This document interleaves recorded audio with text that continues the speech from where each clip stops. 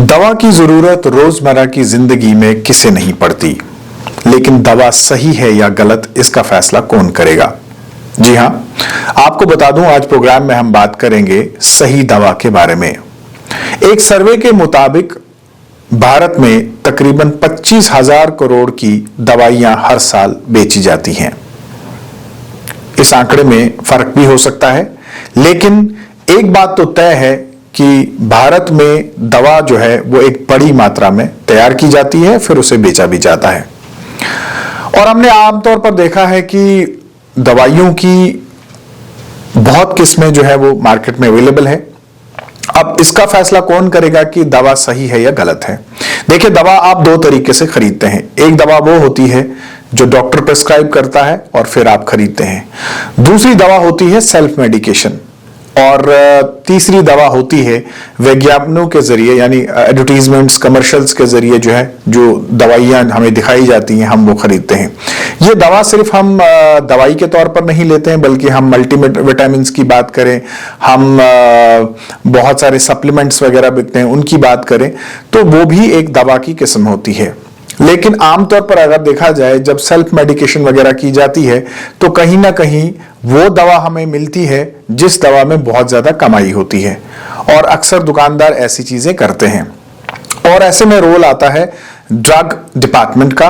तो क्या drug department पूरा मार्केट में जाके इस चीज का सर्वे करते हैं कि क्या मार्केट में जो दवा बिक रही है वो सही है या गलत है? जी हाँ, इस बात की तशवीश जो है वो होनी चाहिए। और अक्सर हमने देखा है कि ड्रग डिपार्टमेंट के लोग दवाइयों की दुकानों पर जाकर इस चीज की जांच पड़ताल जो है वो जरूर करते हैं। आपको बता दूं कि हाल ही में शुगर और मल्टीविटामिन्स के फेक मेडिसिन जो है वो हिमाचल से पकड़े गए, और लगभग 55 लाख रुपए की ये मेडिसिन जो है वो तैयार की गई थी। और ये वही मेडिसिन थी जिनके विज्ञापन, जिनके कमर्शियल्स, एडवर्टीजमेंट्स वगैरह जो है वो जारी किए जाते हैं। लोग इनको फिर कंज्यूम करते हैं, और जबकि ये दवाई जो है वो फेक होती है, और ऐसे में इससे आपकी सेहत जो है वो खराब होती है।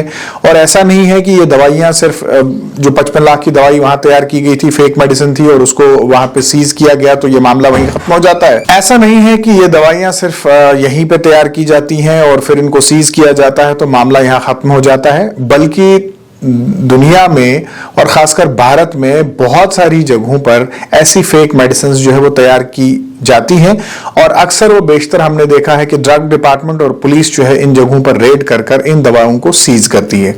हमारे पास बहुत सारे ऐसे मामलों की रिपोर्ट्स हैं जहां पे ड्रग डिपार्टमेंट ने पिछले लगभग 5 सालों में 150 से ज्यादा छापे मारकर इन फेक मेडिसिन को जो है वो सीज किया है, और ये फेक मेडिसिन जो है वो बड़ी मात्रा में जो है वो सीज की गई है।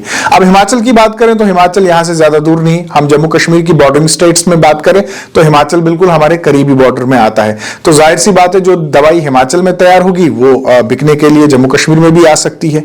और ये जो दवा सीज की गई है ये शुगर और मल्टीविटामिन, और हमने देखा है कि मल्टीविटामिन लेने का तो एक चलन है।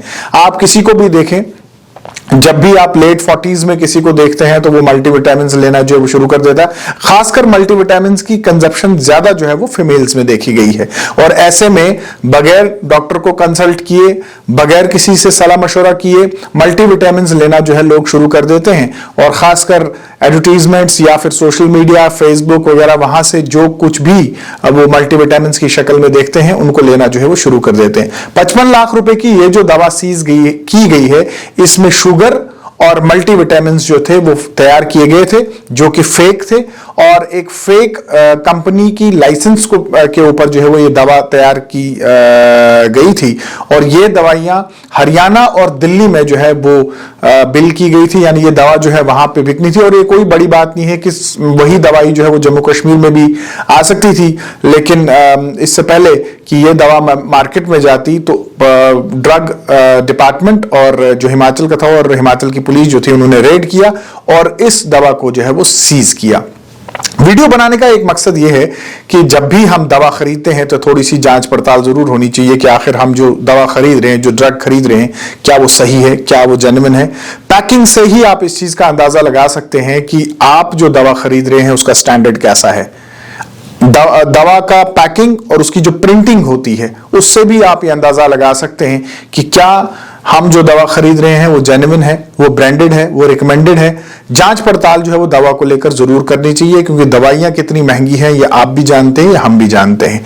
और ऐसे में पैसे देने के बाद भी, अच्छी कीमत देने के बाद भी अगर आप अच्छी दवा नहीं खरीद पाते हैं तो इसमें किसी का कसूर नहीं बल्कि हमारा खुद का कसूर है। इसलिए दवा खरीदते हुए इस चीज को जरूर देखें। और दूसरा, सेल्फ मेडिकेशन पे जो है वो ना जाएं, कोशिश करें आपका डॉक्टर जो आपको जो दवा रिकमेंड करता है वही दवा खरीदें। और फिर जब आप उसके बाद दवा खरीदने जाते हैं, चाहे मल्टीविटामिन हो, चाहे शुगर की दवा हो या कोई और दवा हो, जब भी आप बाजार में खरीदने जाते हैं तो जांच पड़ताल जरूर करें कि आपने जो दवा खरीदी है वो जेन्युइन है, वो सही है।